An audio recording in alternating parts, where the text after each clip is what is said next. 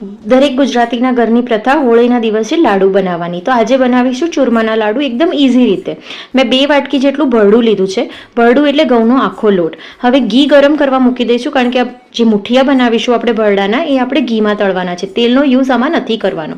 અને આપણે કોઈ પણ મોયણ વગર ગરમ પાણીથી લોટ બાંધી દેવાનો છે અને આવી રીતે હાથથી એને મુઠિયાના શેપમાં બનાવી લેવાનું છે.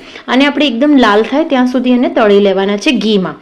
હવે જ્યારે આ તળાઈ જાય ત્યારે તમે જોશો કે બંને સાઈડથી એ લાલ થઈ ગયા હશે. ત્યારે એને બહાર કાઢી ઠંડા થવા દો. ઠંડા થઈ જાય ત્યારે જ આપણે આને મિક્સચરમાં એનો બારીક ભૂક્કો કરવાનો છે.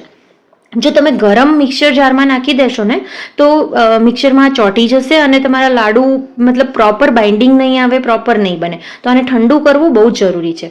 હવે આ દેખો એકદમ બારીક ભૂક્કો થઈ ગયો છે. અગર બારીક ના હોય તો તમે ચાળણીથી એને ચાળી બી શકો છો. હવે એક પેનમાં મેં થોડું ઘી લઈને 2 ચમચી જેટલું બેસન એડ કર્યું છે. એનાથી આપણા લાડુનું બાઇન્ડિંગ બહુ સારું આવશે. આમાં જ્યારે સ્મેલ આવે ને ચણાના લોટ શેકાઈ જવાની ત્યારે એને નીકાળી અને જે આપણું લાડુનું મિક્સચર બનાવ્યું છે એમાં એડ કરી દો.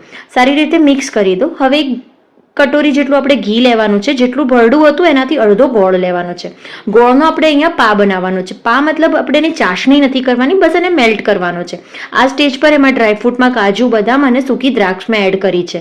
અને બહુ જ સરસ રીતે મિક્સ કરીને જે આપણું ભરડાનું મિક્સચર છે લાડુનું એમાં એડ કરી દો. હવે એને એકદમ સરસ રીતે મિક્સ કરીને આમાં આ સ્ટેજ પર થોડો ઇલાયચી પાવડર અને થોડું જાયફળ એડ કરો. આનાથી ને લાડુમાં ટેસ્ટ બહુ સરસ આવશે. હવે તમે ધીરે ધીરે લાડુને એને મિક્સ કરતા જાઓ. તમને ઘી જો ઓછું લાગે તો તમે આ સ્ટેજ પર મિક્સ કરી શકો છો ગરમ કરીને. બટ આ બરાબર હતું કે દેખો આપણા લાડુ વળીને પ્રોપર બાઇન્ડિંગમાં આવે છે. તમે આવી રીતે ગોળ લાડુ પણ બનાવી શકો છો. મેં અહીંયા છે ને લાડુ બનાવવાનો મોલ્ડ લીધો છે.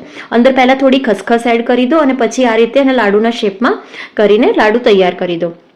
આ હરેક ગુજરાતીના ઘરની પ્રથા છે કે હોળીના દિવસે પ્રસાદમાં લાડુ જ બને છે. એકવાર જરૂર ટ્રાય કરજો. Thank you for watching. Please subscribe to our channel.